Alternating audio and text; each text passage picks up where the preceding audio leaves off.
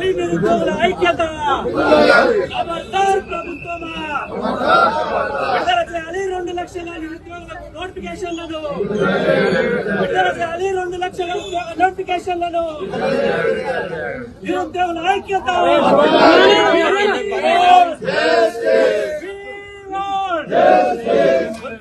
నిరుద్యోగుల ఐక్యత నిరుద్యోగుల ఐక్యత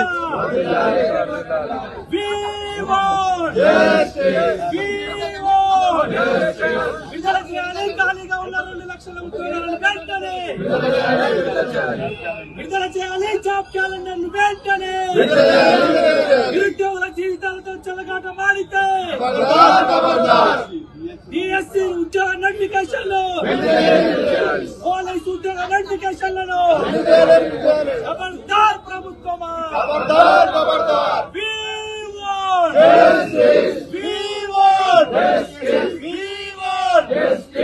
విడుదల చేయాలి 2 లక్షల ఖాళీగా ఉన్న ఉద్యోగ నోటిఫికేషన్లను వెంటనే జై తెలంగాణ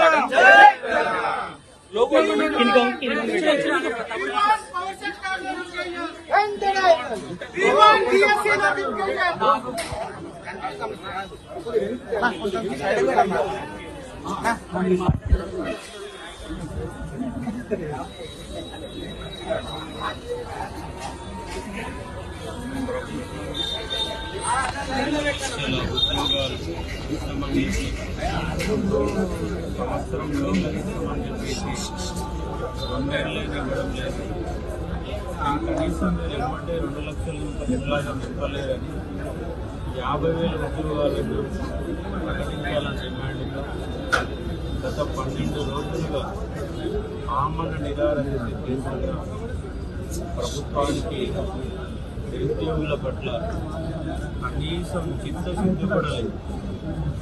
నిరుద్యోగుల వైపు రావాలంటేనే వాళ్ళ మంత్రులు భయపడుతున్నటువంటి సందర్భం కనబడుతుంది. అంటే మీరు భయపడుతున్నారంటే నిరుద్యోగులకు మీరు ఏమీ చేయలేదని అర్థం చేసుకోవచ్చు.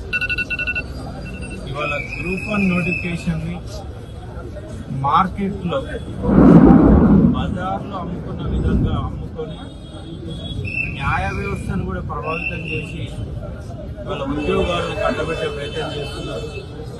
కానీ మీరు హైకోర్టు డివిజన్ బెంచ్లో విజయం సాధించిన, ప్రభుత్వ విజయం సాధించిన, రేపు సుప్రీంకోర్టులో అయినా మీకు చుక్కేదలు ఖచ్చితంగా అవుతుంది. కంపల్సరీగా గ్రూప్ 1ని మళ్ళీ ప్రిలిమ్స్ నుంచి మెయిన్స్ ఎగ్జామ్ మళ్ళీ నిర్వహించి న్యాయబద్ధంగా నిర్వహించి అర్హులైన వారికి పరీక్ష నిర్వహించాలి. దాంతో పాటుగా మీరు ఇస్తున్నటువంటి తక్షణమే అమలు చేయాలి. లేదంటే అక్టోబర్ 15 నుంచి మళ్ళీ నిరుద్యోగ యాత్రని జరుగుతుంది. నిన్న కర్ణాటకలో మీ ప్రభుత్వంలోని ద్వారవాడలో సామూహికంగా కొన్ని వేల మంది ఒకే దగ్గర సామూహికంగా సమావేశమయ్యారు. నేపాల్లో ఏం జరిగిందో కూడా మీకు తెలుసు. కానీ ప్రభుత్వాలు ఇప్పటికైనా మేల్కోకపోతే నేపాల్లో వచ్చే సంఘటనలు భారతదేశంలో ఖచ్చితంగా వస్తాయి. ఒక తెలంగాణలోనే సంవత్సరానికి 3 లక్షల మంది రోడ్ల మీదకి వస్తున్నారు. కానీ మీకు నిరుద్యోగ ప్రణాళిక లేదు, ఉద్యోగ ప్రణాళిక లేదు, ప్రైవేట్ రంగంలో ఉద్యోగాలు ఇవ్వాలన్న చిత్తశుద్ధి లేదు. ఏ చిత్తశుద్ధి లేకుండా రాష్ట్రం యొక్క ఖజానాని మేము బజార్లో పెట్టేస్తాం, ఉచితాలు ఇచ్చేస్తాం, మళ్ళీ అధికారంలోకి ఇచ్చేస్తాం అన్నట్టుగా మీ వ్యవహార శైలి కొనసాగుతుంది. ఇలాగే కొనసాగితే ప్రభుత్వాలు ఏమైనా నేపాల్ లాంటి సంఘటనలు కంపల్సరీగా పునరావృతమైతే తక్షణమే రెడీగా ఉన్నటువంటి 5,368 పవర్ సెక్టర్ ఉద్యోగాలని తక్షణమే నింపాలి. పోలీస్ రిక్రూట్మెంట్ బోర్డు సంబంధించి కూడా 20,000 ఖాళీలు ఉంటే మీరు 12,000 ఉద్యోగాలు మాత్రమే చూపిస్తున్నారు. 20,000 ఉద్యోగాలు ఖాళీలు నింపాలి. మీరు ఇస్తున్న మెగా డిఎస్లో 5,000 ఉద్యోగాలు గతంలో నింపారు. మళ్ళీ 20,000తో మెగా డిఎస్ని ఖచ్చితంగా నింపాలి. పాత గ్రూప్ 1 గ్రూప్ 2తో సంబంధం లేకుండా తక్షణమే గ్రూప్స్ ఉద్యోగాలు నింపండి. దాంతోపాటుగా డిప్యూటీ సర్వేయర్లు కానీ ప్రతి డిపార్ట్మెంట్లో కనీసంగా 500 ఉద్యోగాల చొప్పున 50,000 ఉద్యోగాలు కనుక నింపకపోతే రేపు స్థానిక సంస్థల ఎన్నికల్లో మీకు ముచ్చెమటలు పట్టడం ఖాయం. అవసరమైతే మీరు గ్రామాలలో తిరిగే ఎమ్మెల్యేలకు ఎంపీలకి చెప్పులతో స్వాగతం పలుకుతారు, కొడుకులతో స్వాగతం పలుకుతారు. మీ నిరుద్యోగులకు చాలా తక్కువ అంచనా వేస్తున్నారు. ఒక్క దగ్గర కనుక మూవ్మెంట్ స్టార్ట్ అయితే మీరు రాష్ట్రంలో ఎక్కడ తిరగలేని పరిస్థితులు ఏర్పడతాయి. నేను గత 10 సంవత్సరాలుగా ఈ అంశం మీద కొట్లాడుతున్న ప్రభుత్వాలని సరైన రీతిలో మేల్కొల్పలేకపోతున్న నిరుద్యోగులు ఇప్పటికే నిరుద్యోగులంతా ఐక్యంగా మారితే ఈ ప్రభుత్వాల మెడలు నాట్ ఓన్లీ ప్రభుత్వ ఉద్యోగాలు, ప్రైవేట్ రంగంలో హైదరాబాద్ ఉన్న గుండెకాయ, హైదరాబాద్లో ఉన్న తెలంగాణ బిడ్డలు లేని వాళ్ళు 70% ఉద్యోగులు ఇవాళ నాన్ లోకల్స్ నిండిపోయింది. ఖచ్చితంగా నా హైదరాబాద్ నాది అన్నట్టుగా non Mulki go back movement చేపట్టి హైదరాబాద్లో తెలంగాణ బిడ్డలు అదే విధంగా ఒక మహా ఉద్యమాన్ని నిర్మించాల్సిన అవసరం ఖచ్చితంగా ఉన్నది. ఆ నిరుద్యోగుల తరఫున నేను తెలుసో తెలియక ఉద్యోగంలోకి వచ్చాను, దాంట్లో కొనసాగుతున్నాను, ముందు కొనసాగుతాను, వాళ్ళ పక్షాన్ని నిలబడతాను, నా వాడిని వినిపిస్తాను. ఈ ప్రభుత్వాల మెడలు వచ్చే వరకు నేను నిద్రాహారాలు మానైనా కొట్లాడుతాను. ఎందుకంటే ఈ కాంగ్రెస్ గవర్నమెంట్ వచ్చినాక నేను 3 సార్లు ఆమరణ నిరాదీక్ష చేశాను. ఎందుకంటే నేను ఒక హిస్టరీ లెక్చరర్ని. జాతీయోద్యమంలో గాంధీని పూర్తిగా తీసుకొని ఉద్యమంలో ఎన్నెన్నో రకాల ఉద్యమాలు ఉంటాయి, దాంట్లో అంగర్ స్ట్రైకులు అన్నప్పుడు గవర్నమెంట్గా విద్యార్థులు మేల్కొల్పాలనే ఉద్దేశంతో ఈ అంగర్ స్ట్రైక్ని దిగాను. ఇవాళ రాష్ట్రం మొత్తం కూడా మొబిలైజ్ అయ్యింది. ఇలా మీరు మంత్రులు రావడానికి భయపడుతున్నారంటే ఈ పరిస్థితి ఎంతవరకు అర్థం చేసుకోవచ్చు. కాబట్టి రేవంత్ రెడ్డికి ఒకటి హెచ్చరికలు జారీ చేస్తున్నాం.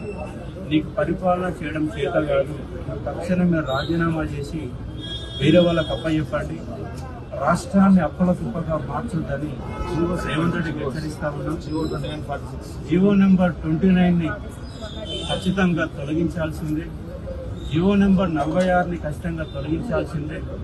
ఎందుకంటే ఇవన్నీ కూడా ఎస్సీ ఎస్టీ బీసీలకు అన్యాయం చేసే జీవోలు, జిల్లాల అభ్యర్థులకు అన్యాయం చేసే జీవోలు. ఈ జీవోలను తొలగించి తక్షణమే నోటిఫికేషన్ ఇచ్చి ఎస్సీ ఎస్టీ బీసీ బడుగు బలహీన వర్గాలకు న్యాయం చేసే విధంగా ఉండాలి. ఇవాళ మీరు గ్రూప్ 1లో ఓసీల రాజ్యంగా మార్చి 70% ఓపెన్ కోటాలో 70% ఉద్యోగాలు మీరే కొల్లగొట్టారంటే ఖచ్చితంగా ఉద్యోగాలు ముఖ్యమంత్రి రేవంత్ రెడ్డి ఆధ్వర్యంలోని అమ్మకానికి జరిగినాయి. దాని కారణమైన ముందస్తుగా హైకోర్టు యొక్క ప్రధాన న్యాయమూర్తులు కూడా కలవడం, మేనేజ్మెంట్ చేయడం, ఇవన్నీ కూడా మనకు అవసరాన్ని కల్పిస్తున్నాయి. ఖచ్చితంగా సుప్రీంకోర్టులో కొట్లాడుదాం, మన ఉద్యోగాలని సాధించుకుందాం. నిరుద్యోగులంతా ఐక్యంగా మారాల్సిన అవసరం ఉంది. లేదంటే డిగ్రీలు, బీటెక్లు, ఎంటెక్లు ఏం చేసినా 15,000 రూపాయల జీతం రాని పరిస్థితి వల్ల నెలకొన్నది. కాబట్టి తక్షణమే నిరుద్యోగుల ఐక్యంగా మారడం, కొట్లాడి మన హక్కులను సాధించాలి. మళ్ళీ అశోక్ సార్ ఆమరణ నిరాహార దీక్ష చేసే ఛాన్స్ ఉందంటారా? అంటే ఆల్రెడీ 3 సార్లు చేసి మరోసారి చేసే ఛాన్స్ ఉందా? మరోసారి నిరాహార దీక్ష చేయకపోవచ్చు కానీ ఉద్యమాల మరో రూపంలో, ఉద్యమాల రూపంలో. ఎందుకంటే ఇక్కడ మా కృష్ణన్న ఉన్నాడు, ఆయన 50 ఏళ్ల పోరాటం. అలాంటి పెద్ద మనుషుల తర్వాత మళ్ళా నిరుద్యోగులకు అండగా నిలబడే వ్యక్తులే కనబడే పరిస్థితి వాళ్ళు కృష్ణుల స్ఫూర్తితో రిటైర్ అయినప్పటికీ చిరంజీవులు సార్ ఇంట్లో కూర్చోకుంటే వాళ్ళ బీసీలు అక్షల సాధన కోసం చిరంజీవి సార్ కూడా వాళ్ళు కొట్లాడుతున్నారు. వాళ్ళ పెద్దల స్ఫూర్తితో వాళ్ళ మురళీకృష్ణ మాట్లాడారు. వదండరామ్ సార్ ఇవాళ ప్రభుత్వ పక్షులు ఉండొచ్చు, కానీ ఆయన కూడా ఒక 40 ఏళ్ల కింద కొట్లాడుతున్నారు. వీళ్ళందరూ స్ఫూర్తి తీసుకొని ఖచ్చితంగా ముందడుగు వేస్తాం, నిరుద్యోగులలో చైతన్యం కలిగిస్తాం. పోరాట మార్గాలు ఎన్నో రూపాలు ఉంటాయి, ఆమరణ నిరాదీక్ష చేయాల్సిన పని లేదు. అయినప్పటికీ అదొక పోరాట రూపంగా తీసుకొని విద్యార్థులందరినీ కలిగించడం ప్రయత్నం చేశారు. గత ప్రభుత్వంలో నిరుద్యోగులకు ఎవరైతే సపోర్ట్ చేసినా వాళ్ళందరికీ పదవులు వచ్చినాయి, ఎమ్మెల్సీ పదవులు వచ్చినాయి. పదవి కోసం మాత్రమే నిరాహార దీక్ష చేస్తున్నారు అని చెప్పి కొంత నాయకులు మాట్లాడారు. అటువంటి వాళ్ళకి వాళ్ళు పదవి కోసం అయితే వాళ్ళు కాంగ్రెస్ పార్టీలో ఉండేవాడిని, కాంగ్రెస్ పార్టీలో పదవి తీసుకునేవాడిని. కానీ నిరుద్యోగుల పక్షమే నా పక్షం కాబట్టి వాళ్ళు టీఆర్ఎస్ గవర్నమెంట్ ఉన్నా కొట్లాడాను, వాళ్ళ కాంగ్రెస్ గవర్నమెంట్ ఉన్నా కొట్లాడుతున్నాను. రేపు ఇంకో ప్రభుత్వం వచ్చినా కూడా కొట్లాడుతాను. త్వరలోనే ఇంకొక 20-25 రోజులలో నిరుద్యోగ సమస్య పరిష్కార మార్గాల అంశం పైన భారీ ఎత్తున ఒక పెద్ద సదస్సుని ఇంటలెక్చువల్స్ అందరు చిరుల్ సార్ని కృష్ణారావు అందరిని పిలిపించి భారీ నిరుద్యోగ సదస్సును కూడా పెట్టాం. నిరుద్యోగ సమస్య పరిష్కార మార్గాలను కూడా ఇంటలెక్చువల్ పిలిపించి రాష్ట్ర ప్రభుత్వం తగిన సూచనలు కూడా ఖచ్చితంగా చేస్తాం. నిరుద్యోగుల వెంటనే ప్రయాణం కొనసాగుతుంది, ప్రభుత్వాల వెంటనే కాదు.